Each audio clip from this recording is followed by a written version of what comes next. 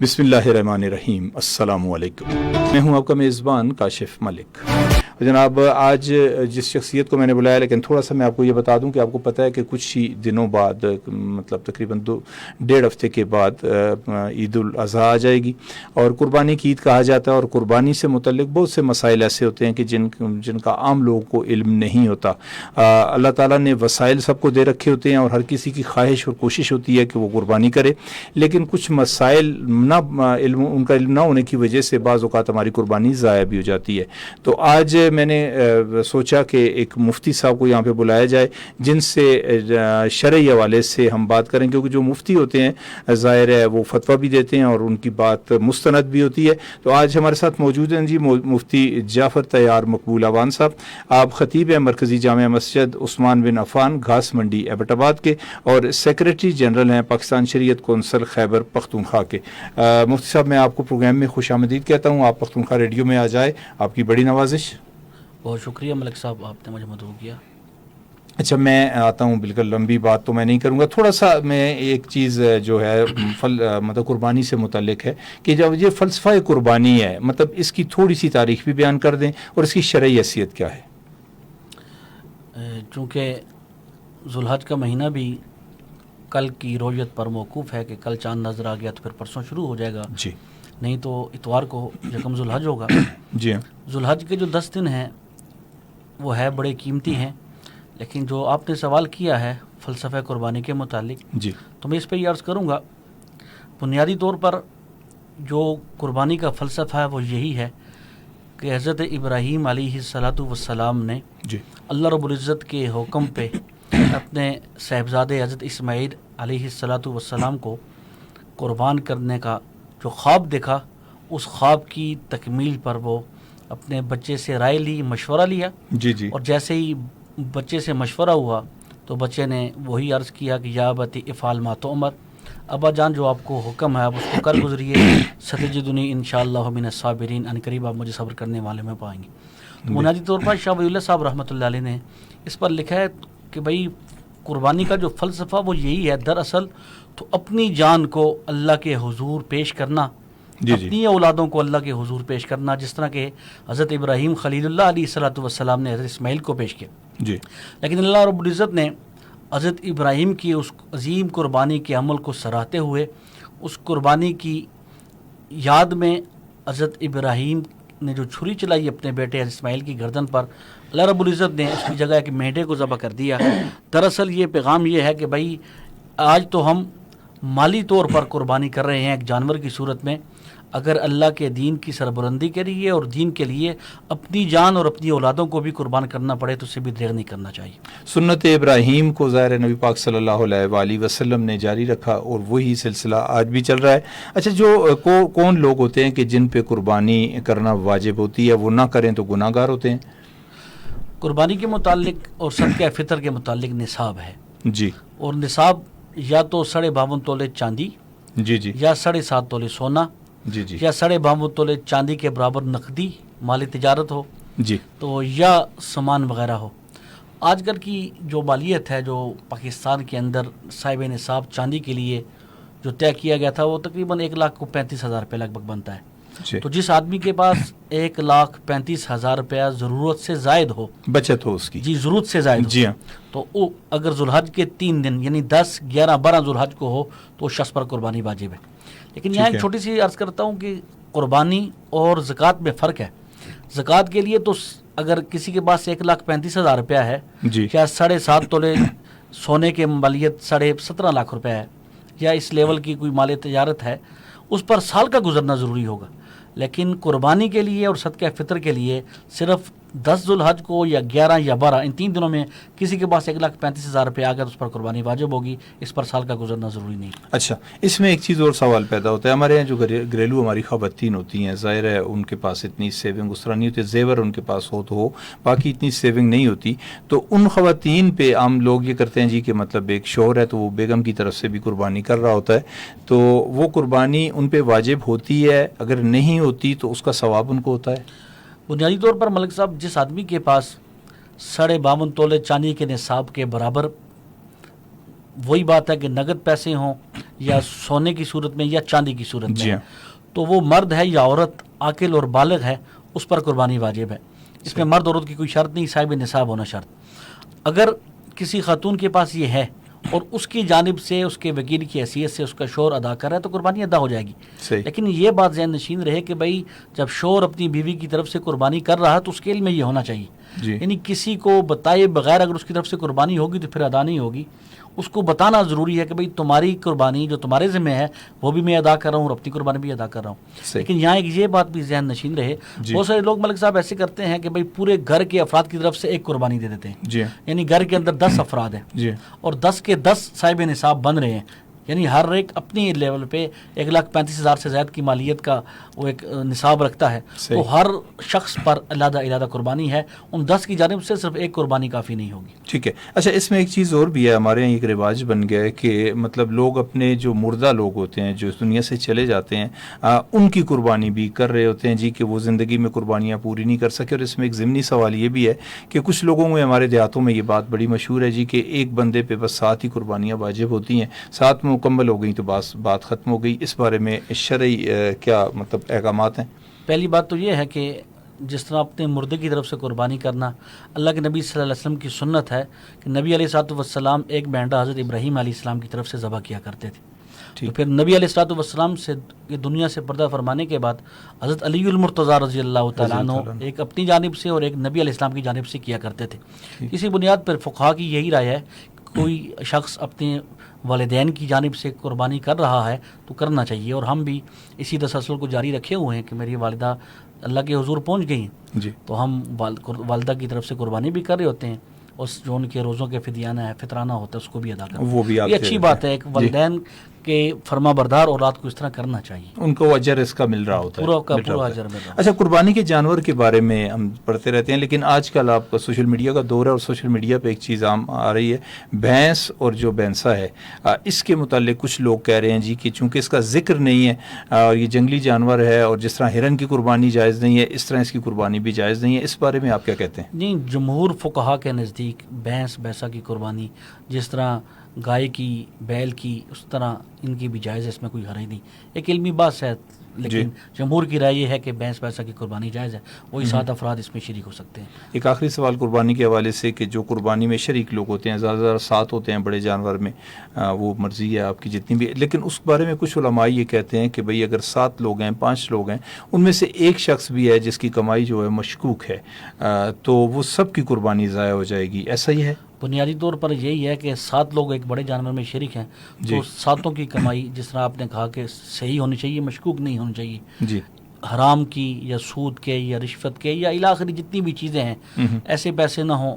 اگر ایسے پیسے ہوں گے تو باقی 6 لوگوں کی قربانی بھی مشکوک ہو جائے گی. مشکوک ہو جائے گی. اچھا اس میں مفتی صاحب ایک چیز جو ہے ظاہر زمان جدت آئی ہے اور جدت جب آتی ہے کسی بھی معاشرے میں تو اجتہاد کی ایک صورت بھی نکلتی ہے.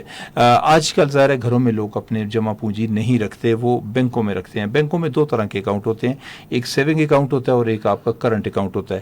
جب آپ کرنٹ اکاؤنٹ میں اپنے پیسے رکھتے ہیں، فرض کریں آج آپ نے لاکھ روپے رکھے ہیں، آپ کی کرنسی جو ہے وہ اس کی ویلیو ڈاؤن ہوتی جا رہی ہے، 10 سال بعد آپ کے لاکھ روپے ہی ہوں گے لیکن اس کی ویلیو 10,000 کی رہ جائے گی.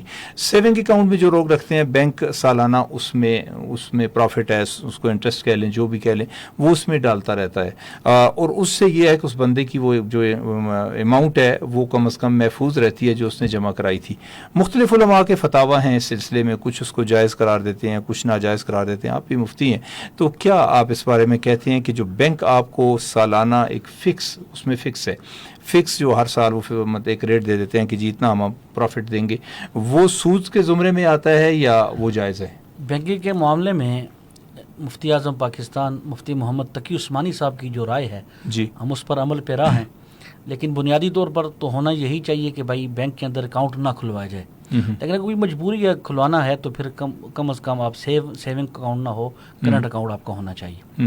اور جس طرح آپ نے کہا آج کل چونکہ بہت سارے لوگ پیسے لے کے فراڈ کر کے بھی چلے جاتے ہیں تو پھر کسی ایسے بینک کا انتخاب کرنا جہاں ایک شریعہ بورڈ ہو تو اس کے تحت، اگر چونکہ شریعہ بورڈ کے اندر ایک ملک صاحب پورا پروسیس ہے، اسٹیٹ بینک کے اندر شریعہ بورڈ کا ایک نمائندہ ہوتا ہے تو بینک کے جتنے بھی معاملات ہوتے ہیں تو ایک شرعی ایڈوائزر کی حیثیت سے وہ اس کو دیکھ رہا ہوتا ہے. کوئی بھی اسلامی بینک ہو تو اگر اس کے اوپر اس طرح کے معاملات ہو رہے ہیں تو میرے خیال سے مفتی تقی صاحب کی رائے پہ عمل ہم ہونا کرتے ہوئے میری رائے یہ ہے کہ اگر احتیاط تو یہ ہے کہ بچیں، لیکن بچنا ممکن نہ ہو تو پھر کسی اسلامی بینک کا انتخاب کیا جائے جہاں ایک باقاعدہ شرعی ایڈوائزر ہو اور شرعی بورڈ کی نگرانی میں. اچھا، میں نام لیے بغیر مختلف بینکوں کے، کچھ بینک کہتے ہیں جی یہ اسلامی بینکاری ہے اور یہ ہے وہ ہے، وہ ساری وہ بینک کو کچھ اور کہہ رہا ہوتا ہے. کچھ علماء کے اس میں مطلب بیان بھی آتے ہیں کہ جی یہ ٹھیک ہے، لیکن کچھ علماء کہتے ہیں کہ یہ جائز نہیں ہے، یہ غلط ہے.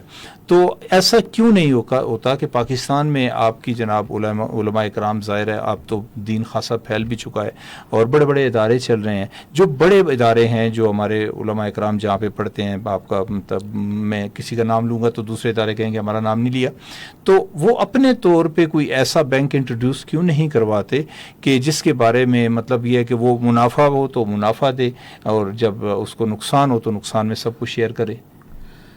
یہ ملک صاحب جی میزان بینک میں نام اس لیے لے رہا ہوں کہ اس کو مفتی تقی عثمانی صاحب کے تلامذہ یا ان کے شاگرد اس کو دیکھ رہے ہیں، تو اسلامی بینکاری جس بینک میں ہو رہی ہے تو میں اس پر اعتماد کرتے ہوئے یہی رائے رکھتا ہوں کہ بھائی وہاں اگر بینکاری کی جائے تو دوسرے بینکوں کی بنسبت وہاں زیادہ بہتر ہے. جہاں تک آپ نے فرمائی یہ بات ٹھیک ہے کہ بھائی اپنا بینک ہی شروع ہونا چاہیے، ایک اچھی رائے ہے.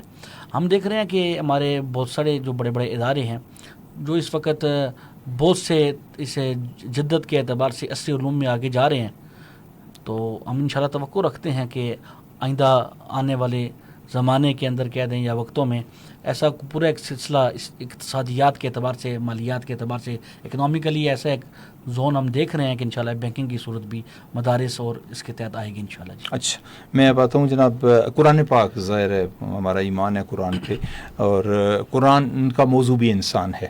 اب قرآن کے ظاہر مضامین پہ ہم جائیں تو اس میں دو چیزیں ہمیں ملتی ہیں، ایک حقوق اللہ ہے اور ایک حقوق العباد ہے. ہمارے علماء کرام، ہمارے جتنے بھی جب ممبر پہ جو ہمارے علماء بیٹھے ہوتے ہیں وہ بات کرتے ہیں، حقوق اللہ کی بات کرتے ہیں، لیکن حقوق العباد کو نظر انداز کر دیتے ہیں. ہمارے معاشرے میں ہم جگہ جگہ دیکھتے ہیں کہ لوگوں کے حقوق سلب ہو رہے ہوتے ہیں، شرعی طور پہ بھی، ہر طرح پہ، لیکن علماء اس پہ بات نہیں کرتے. اس کی کیا وجہ ہے؟ میں اکثریت کی بات کر رہا ہوں کہ اکثریت جب بھی ہمارے علماء کرام ممبر پہ بیٹھتے ہیں یا وہ حقوق اللہ کی بات کرتے ہیں یا وہ سیاست کرتے ہیں، وہ حقوق العباد کی طرف بالکل نہیں آتے. اور سب سوال کے دو پہلو ہیں. جی، پہلا پہلو تو یہی ہے کہ بھائی حقوق اللہ کو بھی بیان کرنا چاہیے لیکن حقوق العباد کو بھی بیان کرنا چاہیے. اور بنیادی طور پر جس طرح آپ نے کہا قرآن نے جو ہمیں ایک شریعت دی ہے، جو ایک ملت اور دین دیا ہے، اس کے اندر بنیادی طور پر ایک حقوق اللہ ہے، پھر حقوق اللہ میں عبادات آ جاتے ہیں، ایمانیات آتے ہیں، لیکن اس کے ساتھ پھر معاملات ہے، پھر معاشرت ہے، پھر اخلاق اور حدود ہے. تو اسلام تبھی مکمل ہوتا ہے کہ جس وقت صرف نماز و روزے پر اعتبار نہ کریں. نماز روزہ بھی اچھی چیز ہے، ہونا چاہیے، صف اول کی نمازیں بھی ہونی چاہیے، رمضان کے روزے ہونے چاہیے، زکوٰۃ ادا ہونے چاہیے، لیکن ہمارا زیادہ زور معاملات پر ہو، معاشرت پر ہو. ایک مسلمان اپنے کردار سے واضح ہوگا کہ یہ کتنے اسلام پر عمل کرنے والا ہے اور کتنا عمل پیرا ہے. جہاں تک آپ نے بات کی ہے کہ علماء کرام حقوق اللہ پہ بات کرتے ہیں، ہمارا تو عمومی طور پہ گلہ یہ ہوتا ہے کہ ہمارے لوگ جمعے کا ہی ایک خطبہ ہوتا ہے 25-30 منٹ کا، اس پہ جتنے ہمارے احباب ہوتے ہیں وہ آتے ہی اذان کے وقت ہے، تو پھر اذان کے وقت آ کے ان کو پھر نماز والی باتیں سن رہی ہوگی کہ بھائی نماز کا وقت ہو رہا ہوتا ہے. تو اس پہ علماء کرام کی ذمہ داری بنتی ہے کہ حقوق اللہ بھی پورے کے پورے بیان کرنے چاہیے اور اس کے ساتھ ساتھ حقوق العباد بھی تفصیل کے ساتھ بیان کرنے چاہیے. اور اگر کہیں ایسا ہے، میں نہیں سمجھتا کہ ایسا ہونا چاہیے، ان دونوں پہلوؤں پر بات ہونی چاہیے. حقوق اللہ پر بھی تفصیلی بات ہونی چاہیے اور حقوق العباد پر. مجھے تو بڑی ایک مزے کی بات یاد آئی، ہمارے اساتذہ ہمیں کہا کرتے تھے کہ بھائی جمعے کے آپ تقسیم کر لیں، چونکہ مہینے کے 4 جمعے، تو ایک جمعے آپ قرآن پہ بات کر لیں، ایک پہ حدیث پہ بات کر لیں، اور ایک پہ آپ تاریخ پہ اور ایک پہ سیرت پہ، یعنی جو مختلف پہلو ہیں وہ سارے کے سارے زیر بحث ہونے چاہیے. صحیح. اچھا، میں اب براہ راست اس سوال پہ آتا ہوں جو میں آپ سے کرنا چاہ رہا تھا. میں نے تمہید باندھی تھی. ہمارے یہاں جو وراثت ظاہر ہے ہماری شرعی وراثت ہے، سورہ نساء میں ہر چیز ہمیں بتا دی گئی ہے کہ کس کا کتنا حصہ بنتا ہے اور کتنا ادا کرنا چاہیے. ہم اپنے معاشرے کی اگر بات کریں اور ہم دیکھتے ہیں کہ جو کمزور طبقات ہیں ہمارے معاشرے کے، ان کا حصہ جو ہے وراثت میں جو ہوتا ہے وہ دبا لیا جاتا ہے، خصوصاً خواتین کا، چھوٹے بھائیوں کا، ان کا دبا. خاص طور پہ میں خواتین کا ذکر کروں کہ بہنوں کو لوگ حصہ نہیں دیتے جائیداد میں، اپنی پھوپھیوں کا حصہ بھتیجے دبا لیتے ہیں. اس بارے میں شرعی احکامات اگر آپ بتائیے ہمیں. ملک صاحب، جس کو اللہ نے حق دیا ہے تو ایک مسلمان کی یہ ذمہ داری یہی بنتی ہے کہ اللہ کے احکامات کی اتباع یہی ہے کہ جتنے بھی حق اللہ کی جانب سے اللہ کی مخلوق کی طرف متوجہ ہیں وہ دینے چاہیے. جس طرح آپ نے وراثت کی بات کی ہے، میں سمجھتا ہوں کہ معاشرے کے پسے ہوئے طبقات جس طرح بچے ہیں یا خواتین ہیں، ان کو اللہ کی جانب سے اگر حق ہے تو ایک انسان کو اپنی ذمہ داریاں پوری کرنی چاہیے. بلکہ مجھے تو ایک حدیث یاد آ رہی ہے، اللہ کے نبی علیہ السلام نے فرمایا کہ ایک آدمی نے اگر ایک بالغ زمین بھی کسی کی قبضہ کی ہوئی ہے، یعنی میراث میں وراثت میں بہن کا حق بنتا ہے، بھائی کا حق بنتا ہے، اگر وہ نہیں دے رہا وہ تو 7 زمینوں کا توق بن کے کل قیامت میں اس کے گلے کے اندر اٹکتا رہے گا. اور ویسے بھی جو حق ہے، حق دیکھیں، حق کا مقصد ہی ہے کہ حق حقدار کو ملنا چاہیے. قرآن بھی ہمیں یہی بتاتا ہے کہ بھائی آت ذی القربیٰ حق کا ہو، کہ رشتہ داروں کو ان کا حق دو. تو ذمہ داری یہی ہے کہ بھائی حق ادا کرنا چاہیے. تو اس میں تو اتنی سخت وعیدیں ہیں. بلکہ میں تو یہاں ایک اور بات کرتا ہوں، ہمارے یہاں ہمارے صاحب ایک اور بات ہے، وہ ہمیں کہہ دیا جاتا ہے کہ بھائی میں نے دی ہے تو بہن لے نہیں رہی. لیکن بات یہ نہیں ہے، ہم اس کو کہہ رہے ہوتے ہیں کہ بھائی یا رشتہ داری چاہیے، بھائی چاہیے، یا وراثت چاہیے. وہ بیچاری دیکھتی ہے والدین دنیا سے اگر چلے گئے ہیں تو ایک بھائی ہے، اس کو بھی اگر میں وراثت لے کے بھائی کو چھوڑ دوں پھر میں کہاں جاؤں. لیکن میں آپ کو یہاں ایک علمی نقطہ بھی کال لے لوں، پھر اس کو کنٹینیو کرتے ہیں. جی السلام علیکم. السلام علیکم ورحمۃ اللہ وبرکاتہ. سر جی وعلیکم السلام. جناب کون ہے ہمارے ساتھ؟ ملک دلاور عرض کر رہے ہیں. سر ملک دلاور صاحب ایبٹ آباد سے. مفتی صاحب ابھی سلام عرض. سر وعلیکم السلام. اچھا سر، آپ نے یہ بینکوں کی بات کی ہے تو یہ مفتی صاحب کو بتائیں، آپ اسٹیٹ فارورڈ بتائیں کہ تمام بینک جو سود پہ کاروبار کرتے ہیں ان کی ملازمت، حتیٰ کہ سیکورٹی گارڈ بھی اگر وہاں پہ کھڑا ہے اس کو سود کے کاروبار سے اس کو تنخواہ دے رہی ہے تو وہ بھی حرام ہے. ٹھیک ہے جناب، ٹھیک ہے جناب. جی آپ وہ ظاہر ہے انہوں نے بات کی تو اس پہ بھی آپ روشنی ڈال لیں، لیکن جو آپ بات کر رہے تھے جی جس طرح اس کالر نے بات کی ہے بینک کے حوالے سے، تو میں کہتا کہ اسلامی بینکاری جی ہاں جتنی بھی ہے جس کو ایک شریعہ بورڈ دیکھ رہا ہے وہ تو ٹھیک ہے، میزان بینک ہے یا بینک اسلامی ہے یا اسلامی بینکاری ہے. بلکہ میرے تو علم میں یہ بھی ہے کہ اسٹیٹ بینک کی جانب سے تمام بینکوں کو ایک کہا گیا ہے کہ بھئی ابھی ہر بینک کے لیے یہ ضروری ہے کہ جن کے جہاں وہ دوسری بینکاری کر رہے ہیں وہاں اسلامی بینکاری بھی ان کی ہونی چاہیے. ٹھیک ہے جی. یہ تو مطلب وہ جو بات انہوں نے کی کہ بھئی وہ جو ملازم موجود ہے، باقی جس طرح انہوں نے اس کی بات کی ہے تو جو چوکیدار ہے، یعنی مطلب سارے شامل ہیں. فقہا کی رائے یہ ہے کہ بھئی جو آدمی براہ راست سودی معاملات کے اندر ہے تو اس کے تو سود کے پیسے ہیں، تو سودی بینکوں کے اندر ظاہری بات ہے سارا کاروبار ہی سود پہ ہو رہا ہے. لیکن پھر مفتی صاحب ایک بات اور بھی ہے نا کہ آپ کا سارا ملک اس پہ چل رہا ہے، سارا ملک کا جو نظام ہے وہ بینک چلا رہے ہیں اور بینکوں کے تھرو ہی چل رہا ہے. اس کا مطلب سرکاری ملازمین جتنے نوکری کرتے ہیں ان کی تنخواہیں بھی پھر اس حوالے سے مطلب مشکوک ہو گئی ہیں. اس پہ فقہا کی یہ رائے ہے کہ بھئی جو شخص براہ راست اس بینک کے سودی معاملات میں مداخلت نہیں کرتا اس کی تنخواہ تو ٹھیک ہے. جیسا انہوں نے کہا کہ وہ گارڈ ہے باہر، اس کی گارڈ کی تنخواہ تو ٹھیک ہے. ہاں یہ الگ بات ہے کہ بھئی وہ اپنا بندوبست کرے، کوشش کرے. لیکن وہ تو سارے تو نوکری کر رہے ہیں نا، مینیجر بھی تو نوکری کر رہا ہے، وہ بھی نوکری کر رہا ہے. آپ کے مختلف اکاؤنٹس ڈپارٹمنٹ ہیں جو لوگوں کو جی پی فنڈ پہ انٹرسٹ دے رہے ہوتے ہیں، وہاں بھی تو لوگ کام کرتے ہیں. میرا کہنے کا مقصد جو لوگ براہ راست سودی معاملات کے اندر اگر نہیں ہیں ان کی تو تنخواہ مشکوک نہیں ہو رہی. پھر بھی ان کو احتیاط کرنی چاہیے کہ اب ایسا بندوبست کر دینا چاہیے کسی دوسری جگہ پہ دیکھ لیں تاکہ یہی تنخواہ ان کو. لیکن جب تک فقہا کی یہ رائے کہ جب تک کوئی متبادل بندوبست اگر نہیں ہو رہا تو ایسے کام کو نہ چھوڑیں. اس کا ایک ملک صاحب ہیلا بتایا ہوا ہے، وہ ہیلا یہی ہے کہ بھائی جب آپ کی بینک کی تنخواہ آ رہی ہے، مثلا گارڈ ہے اس کی یا کوئی ڈرائیور ہے اس کی یا کوئی بینکر ہے اس کی، تو وہ تنخواہ لینے سے پہلے کسی سے قرض لے لے جی اور اس کو اپنے صرف کر دے اور پھر اپنی جب تنخواہ آئی تو اس قرض میں واپس کر دے. اور وہ یہ بھی اس وقت تک ہے کہ بھائی جب تک وہ اپنا متبادل بندوبست ڈھونڈتا رہے، اگر کوئی دوسرا مل جائے تو ترجیح اس کو چھوڑ کے وہاں چلا جائے. اچھا ایک بات میں بہت کرتا ہوں علماء سے، شاید آپ سے بھی آف دا ریکارڈ یہ بات ہوئی ہو کہ جب یہ ریڈیو آیا تھا ہمارے اس بر صغیر میں، ریڈیو آیا تھا تو مختلف فتوے آئے تھے. دیوبند سے بھی فتویٰ آیا تھا، بریلی سے بھی فتویٰ آیا تھا کہ ریڈیو پہ جو کام کرنے والے لوگ ہیں ان کی جو تنخواہیں یا باقی ہے یہ حرام ہے.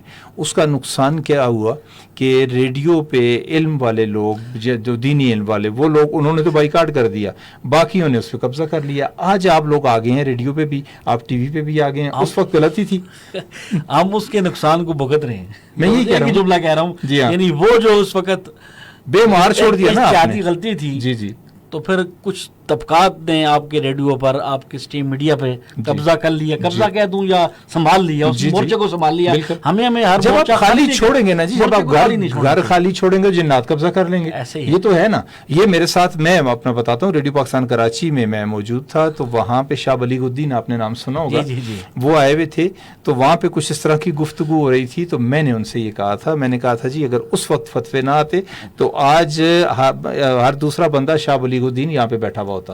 لیکن آج ہم میوزک پلے کر رہے ہیں, باقی کر رہے ہیں. لیکن اس کے بعد پھر معاملہ یہ ہوا کہ آپ کے جناب تبلیغ جماعت کے بڑے معتبر ہیں. میں اس پہ ایگری کرتا ہوں, یعنی میں نے ایک ہی جملہ اس لیے کہا کہ اس کو آپ بھگت رہے ہیں, بس بھگت رہے ہیں. تو اسی لیے یہ کہ بینکوں کے اندر رہ کے بھی اصلاحات کی ضرورت ہے, کہ اس کو بھی چینج کریں. ہر شعبے کے اندر اصلاحات کی ضرورت ہے, ہر شعبے میں, ہر شعبے کے اندر اصلاحات کی ضرورت ہے. ٹھیک ہے. اچھا, آپ بات کر رہے تھے جی کہ وہ بہنیں حصہ لیتی نہیں ہیں, وہ اس میں کالز کا سلسلہ آ گیا, شروع ہو گیا. بنیادی نقطہ یہ ہے کہ بھائی ہم کچھ لوگ آتے ہیں, وہ کہتے ہیں کہ بھائی میں دے رہا ہوں, وہ لے نہیں رہی. جی. تو میں نے ایک شخص سے پوچھا کہ آپ نے دیا کیسے؟ اس نے کہا بس میں نے اس کو کہا یہ تمہاری ہے, تم لے لو. اس نے کہا نہیں میں نہیں لیتی. میں نے کہا یہ تو طریقہ فقہاء نے نہیں لکھا. اس نے کہا پھر فقہاء نے کیا لکھا؟ میں نے کہا جی فقہاء نے تو یہ لکھا ہے, وہ جائیداد محکمہ اعمال میں اس کے کاغذات پہ کر دو, کاغذات اس کے نام پہ کر دو, پھر اس کو جگہ میں بٹوارا کر کے بتا دو یہ جگہ تمہاری ہے. یعنی پہلے اس محکمہ اعمال میں اس کے نام پہ ہو جائے, پھر وہ قبضہ اس کے حوالے کر دو. پھر اس کے بعد کوئی بہن ایسی ہے وہ کہہ رہی ہے نہیں بھائی آپ واپس لے لو, تو میں نے کہا پھر تو آپ کی بات معقول ہے, وہ دوبارہ آپ کو گفٹ کر دے. لیکن معذرت کے ساتھ جس طرح آپ کہہ رہے ہیں, تو آپ جس لہجے میں کہہ رہے ہیں کہ بھائی کی ضرورت ہے یا وراثت کی, تو اس نے ماں باپ چلے گئے ہیں, اس نے بھائی کو ہی لیا. جی ہاں بالکل. لیکن یہ بہت بڑی زیادتی ہے. اچھا, اس میں ایک چیز جو ہے مجبوراً جب آپ کو دینی پڑتی ہے, ہمارے معاشرے میں ایسا ہوتا ہے, جب آپ مجبور ہو جاتے ہیں تو آپ اچھی زمین اپنے پاس رکھ لیتے ہیں, ناکارہ زمین بہنوں کے لیے وقف کر دیتے ہیں. یہ بہت بڑی زیادتی ہے. جی.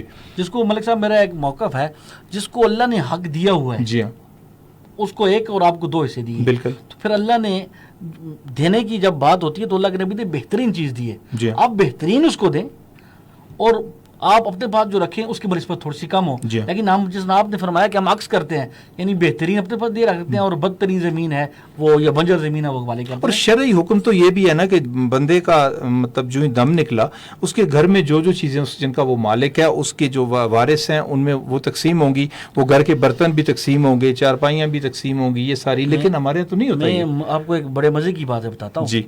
فقہاء نے یہاں تک لکھا ہے کہ ایک آدمی اللہ کے حضور پیش ہو گیا, تو یہ ہمارے یہاں جو تیسرے کا کھانا ہے, دوسرے کا کھانا ہے, 5ویں کا کھانا ہے, یہ کھانا بھی اس کی رقم میں سے آپ نہیں دے سکتے.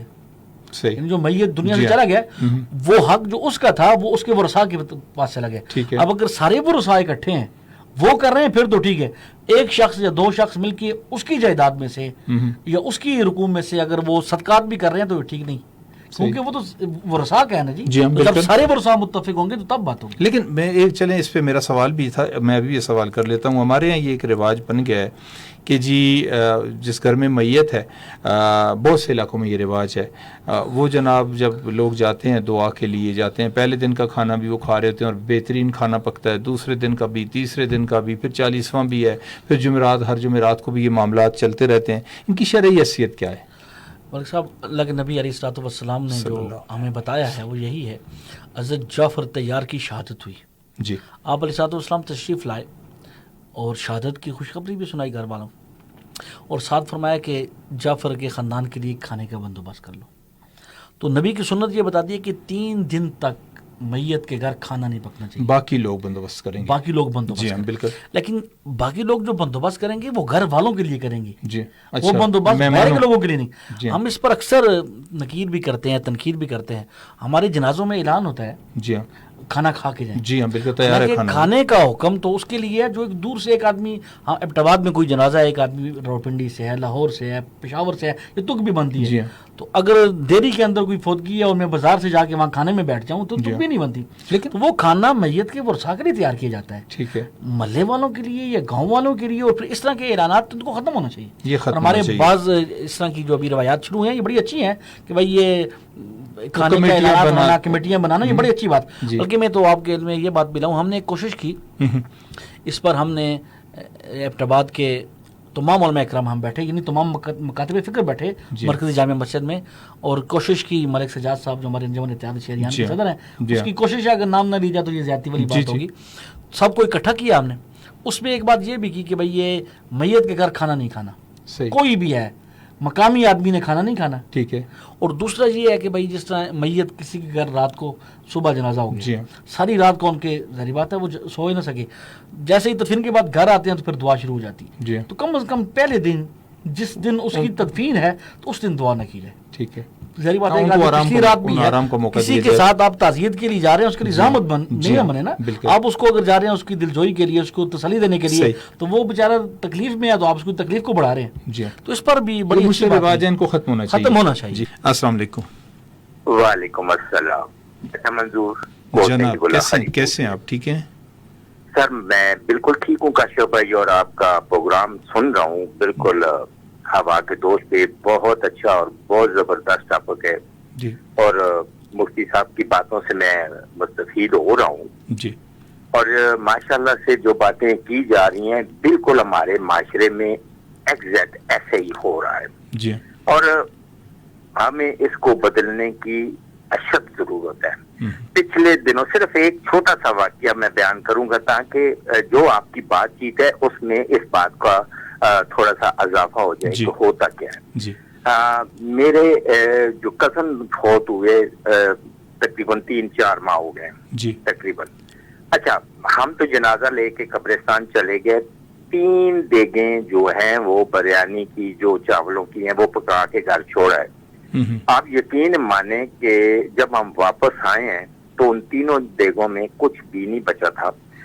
جتنا بھی تھا جس کا ہاتھ لگا وہ کھا کے چلے گئے. یعنی کہ لیڈیز میں بھی, خواتین میں بھی. اور پھر اچھا, جو دور دراز سے ہمارے مہمان آئے ہوئے تھے, یعنی خان پور سے, پنڈی سے, وہاں سے, تو ان کے لیے ہم نے ایکسٹرا ایک دیگ پھر منگوائی ہنگامی حالت میں. جی. تو یہ چیزیں جو ہیں ان کو ہم نے دیکھنا ہے. آپ کی باتیں سن رہا ہوں اور اس پہ میں بالکل عمل بھی کریں گے انشاءاللہ. تو بہت شکریہ. یہ رواج ختم ہونا چاہیے. بالکل ختم ہونا چاہیے. بہت شکریہ جی. منظور الہی صاحب تھے جی. بالکل ٹھیک فرما رہے تھے. ایسی روایات, فرسودہ روایات کو ختم ہونا چاہیے. بالکل یہ روایت. اور میں اس میں ایک چیز شامل کروں, میں کال لیتا ہوں جی. میں ایک ایبٹ آباد میں ایک فوتگی ہو گئی, ایک مطلب آسودہ حال فیملی میں. تو انہوں نے تیسرے کے دن بڑا کھانا بانا اور روسٹ سارا بندوبست کیا. تو معاملہ ختم ہو گیا. کچھ 6-7 مہینے گزرے تو وہ ان کے ہمسائے تھے اور ساس اور بہو کی لڑائی ہو گئی آپس میں. تو وہ جناب اس ساس نے کہا ان کے گھر جا کے کہ جی وہ آپ کا جو تیسرے کا کھانا تھا اور اس میں جو روسٹ تھے وہ میری بہو نے وہاں سے تھیلے بھر کے چرائے تھے اور اپنے ماں باپ کے گھر لے گئی تھی, اور وہ پتہ نہیں اتنا عرصہ اس کو کھاتے رہے. بہرحال یہ واقعہ بھی میں نے دیکھا. چلیں جی, آپ کی کاز لیتے ہیں. اچھا, ایک اور چیز مفتی صاحب, تکبر بہت بری چیز ہے. دولت کا تکبر ہے, حسن کا تکبر ہے, اقتدار ہے آپ کے پاس اس کا تکبر ہے, کوئی سرکاری عہدہ ہے اس کا تکبر ہے. ایک تکبر اور ہم دیکھ رہے ہیں اپنے معاشرے میں, ایک دیندار ہونے کا تکبر اب آ چکا ہے. اب ایک بندہ دیندار ہے, وہ 5 وقت کی نماز پڑھتا ہے, وہ باقی بھی کام دین کے سارے کر رہا ہے, باشرہ ہے, مطلب اس نے سنت رسول بھی رکھی ہوئی ہے.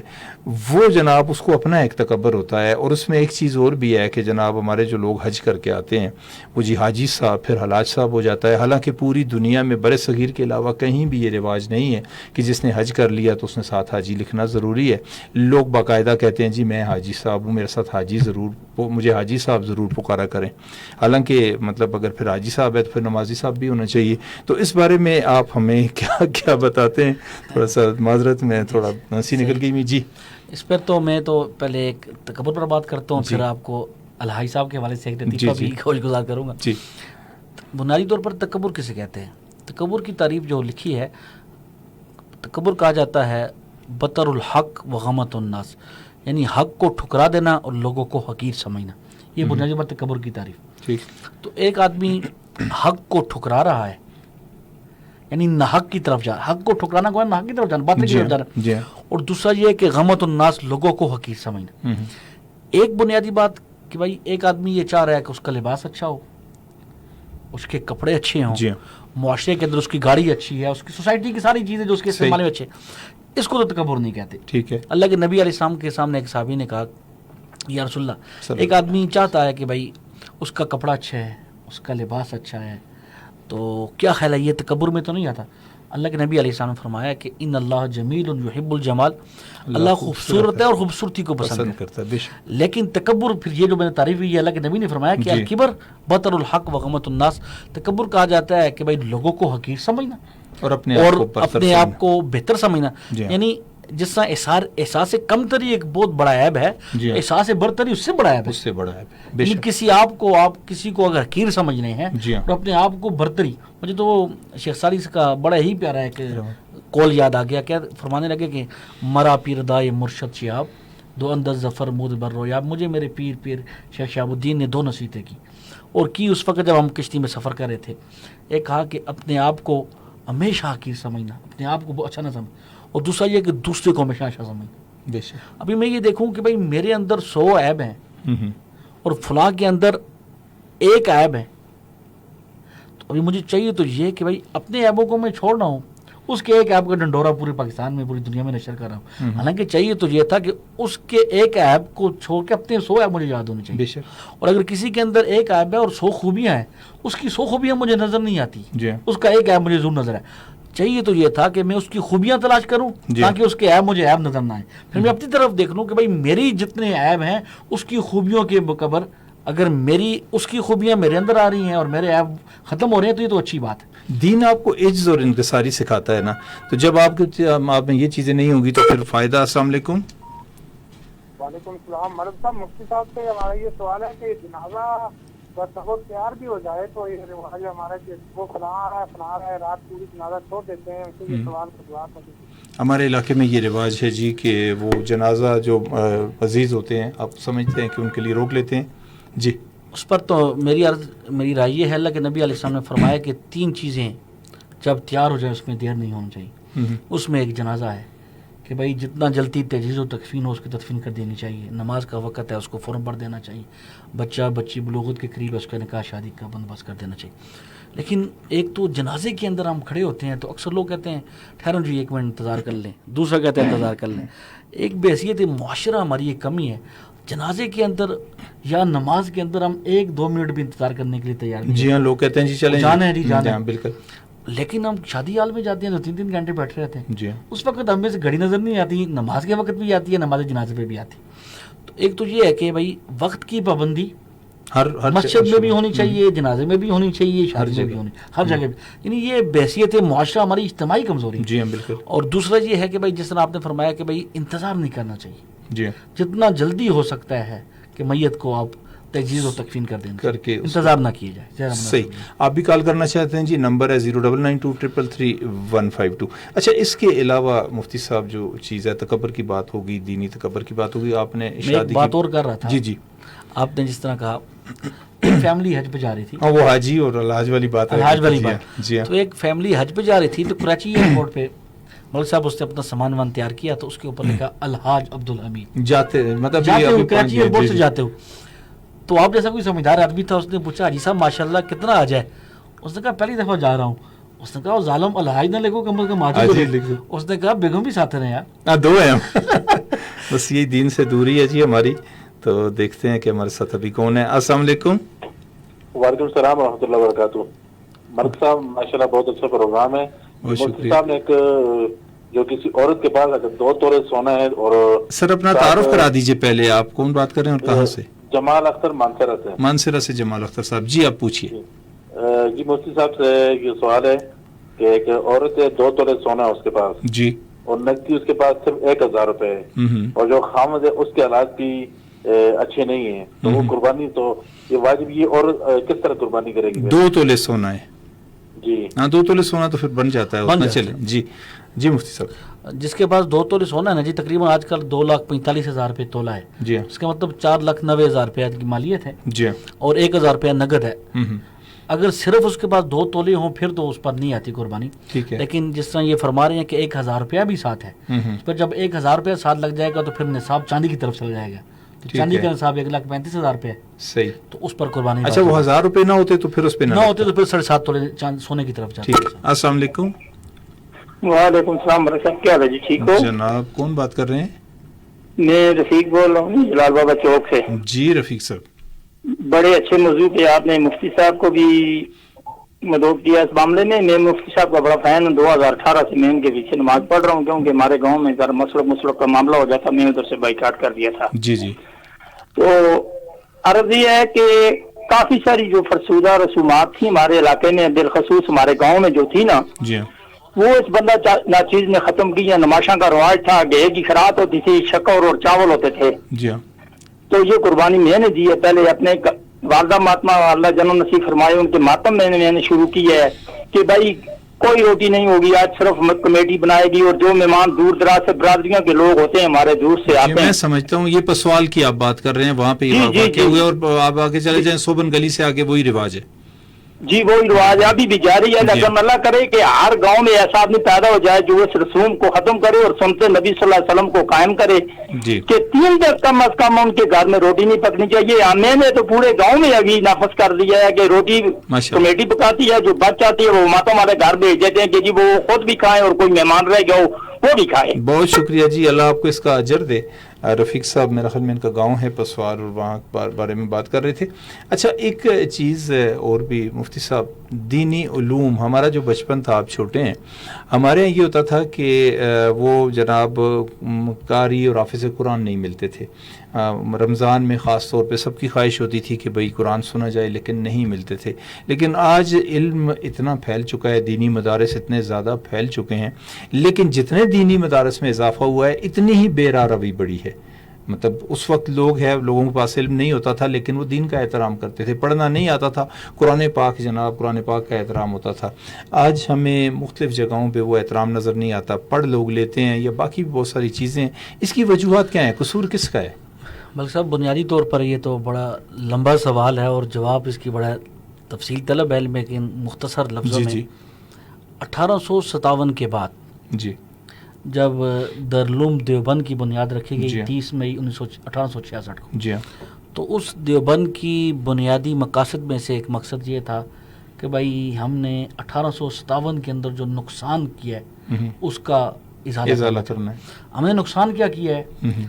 जिस वक़्त अंग्रेज़ बरसगीर में दाखिल हुआ, उस वक़्त हमारी जो ज़ुबान थी, सरकारी ज़ुबान जिसे हम कहते हैं, सरकारी ज़ुबान थी फ़ारसी और इल्मी ज़ुबान थी अरबी। तो जब अंग्रेज़ ईस्ट इंडिया कंपनी के नाम से दाखिल हुआ तो फिर आपके इल्म में है कि भाई ज़ुबान अंग्रेज़ी होगी, और फिर फ़ारसी को भी निकाल दिया, अरबी भी गई, कुरान भी निकल गया, हदीस भी निकल गई, फ़िक़्ह भी, ये 5 चीज़ें निकल गई। हालांकि इससे पहले आप 1857 से पहले कहीं भी आप तो एक तारीख़ से मोहब्बत रखने वाले और तारीख़ी वाबस्तगी और मुशगाफियों को समझने वाले आदमी हैं। बुनियादी तौर पर एक ही इदारे से मिस्टर भी तैयार होता था और मुल्ला भी तैयार होता था, यही बात है, और एक ही इदारे के अंदर सारी तालीम दी जाती थी। ठीक है। लेकिन 1857 की जंग आज़ादी के बाद जब निसाब ख़त्म हो गया, 1860 के बाद जो कानून बदला, हमने ये महसूस किया कि भाई अभी एक ऐसा इदारा हो जो हमारी तहजीब और सकाफ़त को ख़त्म किया जा रहा है, उसकी बका का मसला हो गया। फिर दारुल देवबंद ने जिस बात को आगे लिया, बहुत सारी चीज़ें हैं उनमें, अकायद हैं, ईमानियात हैं, तहजीब है, बहुत सारी चीज़ें उसमें थी। लेकिन बुनियादी तौर पर मदारिस के अंदर आने वाला तबका 2% 3% है, और स्कूल कॉलेज की जाने वाले 98% आपके इल्म है। सही। चूँकि अफजाइश नस्ल तो है, नस्ल तो बढ़ रही है हमारी, इस वक्त हम 25 करोड़ को चले गए हैं, पहले 10-12 थे, 14-15 हो गए। मैं ये समझता हूँ कि जो लोग लॉर्ड मैकाले के कानून से तैयार हुए, उन्होंने हमारी तहजीब और सकाफ़त को छोड़ा है। मदारस ने अपनी तहजीब और सकाफ़त की बका की जंग लड़ी। अब तहरीक पाकिस्तान में अगर चले जाएं तो बुनियादी तौर पर हमारी तहजीब और सकाफ़त थी, भाई हमारी तहजीब सकाफ़त अलग है हिंदुओं की, हम मुकम्मल तौर पर हिंदुआना तहजीब से आज़ाद हुए नहीं हैं, तो हम मगरब की तरफ चल पड़े। मैं तो अक्सर कहता हूँ नाम शुद्ध है, नाम बुरा है। एक सवाल पैदा होता है यहाँ पे, आपने दीनी मदरसे से एक बंदे ने तालीम हासिल कर ली, 8 साल की तालीम है, 6 साल की तालीम है, जब वो तालीम हासिल करके एक सोसाइटी में आता है, या तो उसने मस्जिद में जाके इमाम मस्जिद बनना है, जहाँ पे उसको 12,000 से 15,000 रुपये सैलरी मिलेगी, تو یا وہ کسی آفس میں چپڑاسی لگ جائے گا یا وہ سیکیورٹی گارڈ لگ جائے گا. ایسا کیوں نہیں ہوا کہ آپ نے دونوں علوم کی تعلیم جو ہے وہ آپ کے مدارس جو ہیں وہ دونوں علوم کی تعلیم دے؟ میں مثال آپ کو دیتا ہوں, بین الاقوامی اسلامک یونیورسٹی ہے اسلام آباد میں, وہ آپ کو دین بھی سکھا رہی ہے اور آپ کو عصری علوم بھی سکھا رہی ہے. وہ دونوں چیزیں جب آپ کے سامنے ہوتی ہیں, وہاں کا پڑھا ہوا جو فارغ و تحصیل باہر آتا ہے تو اس کے پاس دین بھی ہوتا ہے اور اس کے پاس جو جدید علوم ہے ان کا علم بھی ہوتا ہے. لیکن آپ جو بچہ فارغ کرتے ہیں اسے عصری علوم کا سرے سے علم نہیں ہوتا. ابھی یہ ہے جی, یہ میں ریکارڈ کی تصحیح کے لیے کہتا ہوں, اس وقت جو انٹرنیشنل سطح پہ روبوٹ کا مقابلہ ہوا تو وہ پاکستان کا ایک مدرسہ جیتا, بیت السلام تلکن, یعنی جو پہلے پاکستان لیول پہ بات کر رہا ہوں میں, انڈیویجولز کی بات نہیں کر رہا ہوں. یعنی ہمارے ہی مدارس عصری تعلیم کو بھی لے کے چل رہے ہیں اور دینی تعلیم کو بھی لے کے چل رہے ہیں. ہماری ہم اس سے پہلے وہ بینکنگ کے بعد جب ڈسکس کر رہے تھے تو میں بار بار مفتی تقی صاحب کا حوالہ دے رہا تھا, یعنی ہمارے جو دارالعلوم کراچی ہے, جامعۃ الرشید ہے, یہ بڑے بڑے ادارے ہیں, وہ ایسے ماہر اقتصادیات تیار کر رہے ہیں کہ وہ بینکنگ میں جا رہے ہیں, لاکھوں روپے تنخواہ لے رہے ہیں. میں عام مدرسے کی بات کر رہا ہوں, تو میں عام جو آپ کا مدرسہ ہے جو گاؤں میں ہے, جو کسی میں اس رخ پہ آ رہا ہوں کہ الحمدللہ یہ جو روش چل پڑی ہے, یعنی ہمارے جو کراچی کے یا پنجاب کے, یعنی سندھ اور پنجاب کے اندر ہو چکا ہے, ہمارے کے پی کے اندر جامعہ عثمانیہ, یعنی بہت سارے ایسے ادارے چل رہے ہیں کہ بھائی جو دونوں میدانوں میں لے کے جا رہے ہیں. بلکہ آپ کے لیے ایک اچھی بات بھی یہ ہے کہ بھائی ہمارے ہی 3-4 بچوں نے سیاست سٹاپ کیا جو ہمارے مدرسے کے پڑھے ہوئے ہیں. یعنی الحمدللہ وہ جو ایک سوچ تھی نا وہ تھوڑی سی مدم پڑی اور دوسری سوچ غالب ہوئی. الحمدللہ ہمارے بچے اس میدان میں آگے نکلے. آپ میرے ساتھ بیٹھے ہیں نا, پوری دنیا میں اس وقت آپ لائیو ہے, ٹھیک ہے, یہ آپ کے سامنے مائک لگا ہے, میرے ساتھ پینل ہے, مائک ہے, یہ سسٹم لگے ہوئے ہیں, پوری دنیا میں لوگ آپ کو دیکھ رہے ہیں. یہ سارا کچھ جن کو آپ کافر کہتے ہیں انہوں نے ایجاد کیا ہے کہ انہوں نے علوم سے اپنا ناطہ جوڑے رکھا. ہم ایک سائڈ پہ ہو گئے, ہم جو ہماری میراث تھی وہ ہم نے چھوڑ دی. میں یہ بات کرتا ہوں, میں بھی مسلمان ہوں اور اللہ تعالیٰ ایمان کی زندگی بھی دے اور ایمان کی موت بھی دے, کہ ہمارے جو مدارس ہیں وہاں پہ جدید علوم کی تعلیم چھوٹے مدارس میں بھی ہونی چاہیے. میں آپ کی بات سے تو اتفاق کرتا ہوں, ہونی چاہیے. لیکن میرے پاس جو 2% لوگ آ رہے ہیں نا, 98% جو آپ کے پاس جا رہے ہیں یونیورسٹیز میں, کالج میں, لیکن ہمارے انٹرنیشنل لیول کی 300 یونیورسٹیوں میں پاکستان کی کوئی یونیورسٹی نہیں.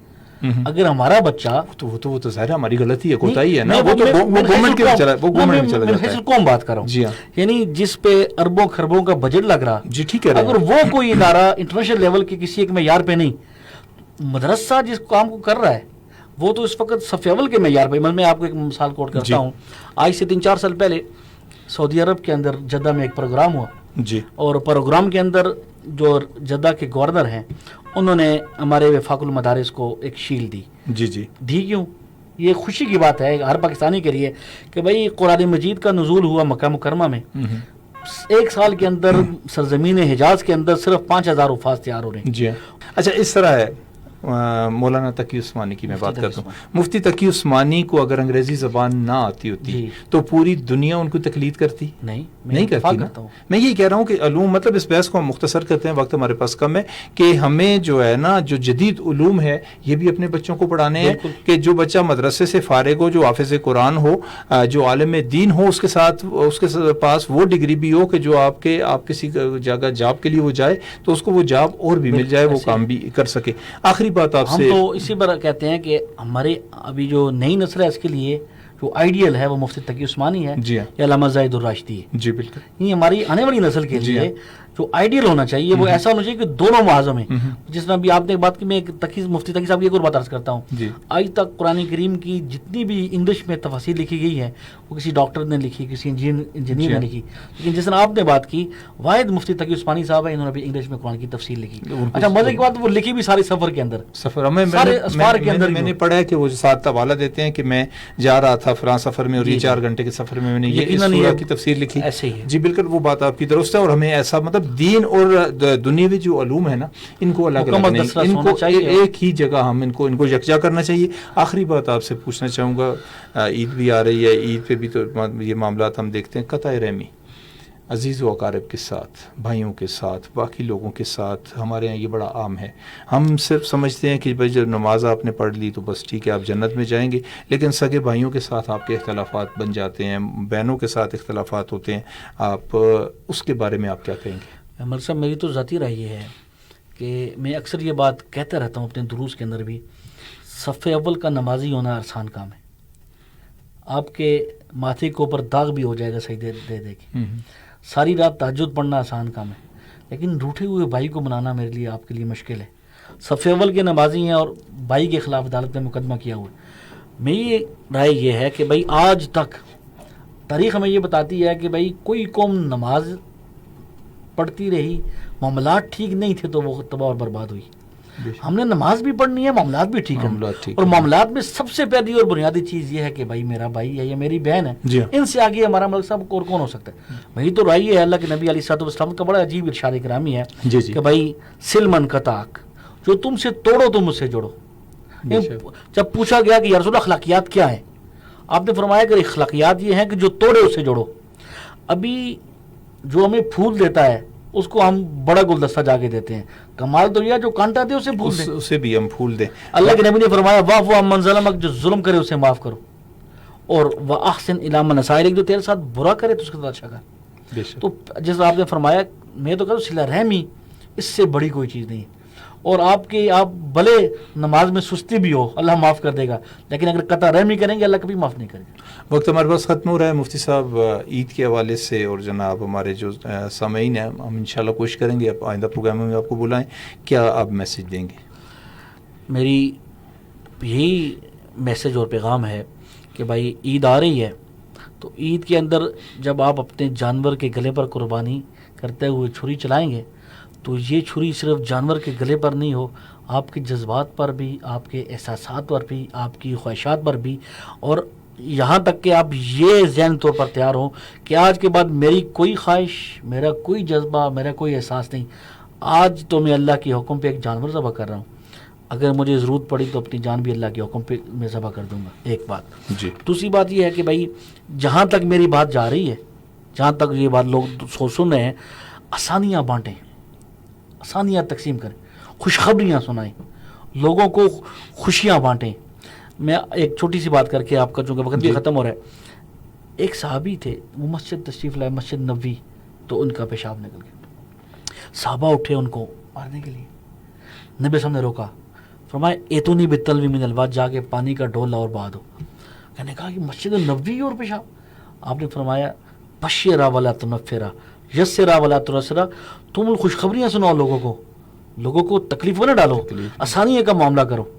ابھی یہ بات بڑی عجیب سی، آپ کسی مسجد میں جا کے پیشاب کر دیں تو جس کو گھر سے بھی کوئی نہیں جانتا ہوگا وہ بھی 10 باتیں کرے.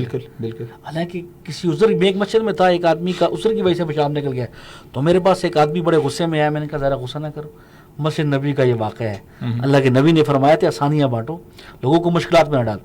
تو میں اور آپ آسانیاں بانٹنا شروع کر دیں. جہاں تک ہو سکتا ہے اخلاقیات، نبی کا اخلاق ہماری زندگی کیسا ہونا چاہیے، اور نبی کا اخلاق پورا قرآن میں بتاتا ہے. اور ساری زندگی نبی علیہ السلام نے کسی سے ذاتی انتقام نہیں لیا، تو ہمارا بھی عہد ہو کہ ہم اپنی ذات کے لیے کبھی کسی سے انتقام نہیں لیں گے. بہت شکریہ مفتی جعفر طیار مقبول اوان صاحب، آپ آئے اور جناب پختونخوا ریڈیو پہ خاصا معلوماتی پروگرام ہمارے سامعین تک پہنچا اور ہمارے سامعین بھی مستفید ہوئے ہوں گے. بہت شکریہ آپ کا ایک بار پھر. آپ کا بہت شکریہ کہ آپ نے مجھے موقع دیا. جی جناب، مفتی جعفر طیار مقبول اوان ہمارے ساتھ تھے. اور کچھ اگر تشنگی رہ گئی ہو، اگر آپ کچھ اور سوالات پوچھنا چاہیں تو مفتی صاحب جو ہے، جو ایبٹ آباد میں مسجد ہے، گھاس منڈی مسجد مشہور ہے، ویسے اس کا نام تو مسجد عثمان بن عفان ہے، لیکن گھاس منڈی کے نام سے لوگ زیادہ جانتے ہیں. آپ جا کے ان سے پوچھ سکتے ہیں. اور انہوں نے جو آخری بات کی کہ ہم اپنے اخلاق درست کر لیں، اپنے معاملات درست کر لیں، عبادت بھی اللہ تعالیٰ کی کریں، تو ہماری دنیا بھی سنور جائے گی اور آخرت بھی، عاقبت بھی ہماری سنور جائے گی. انشاءاللہ کل آپ سے پھر ملاقات ہوگی. کاشف ملک، عمران تنولی اور ساری ٹیم کو اجازت دیجیے. فی امان اللہ.